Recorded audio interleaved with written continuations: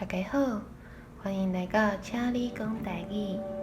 你对水果的印象是啥？细汉时对水果的印象，就是伫日厅顶悬大大的、水水的迄个模样。啊，还阁有阮爸种的火龙果，足臭足讨厌的，以前真正毋敢食。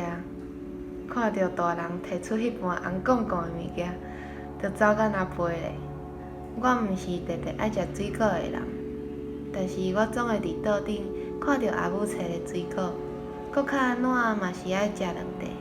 前几冬去中国生活3个月外，迄时阵买菜，若是看到香蕉，我拢会买2支来食。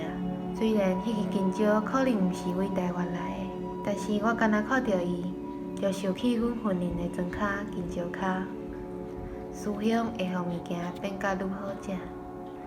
即马阮田内底种的苦来啊，嘛已经熟啊，时过果嘛结甲规丛红红红。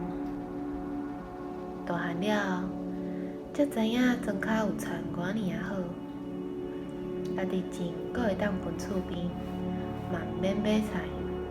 门头口不时就有青菜囥伫遐。恁兜敢有种啥？也是你爱食啥水果？分享互大家鼻芳一下。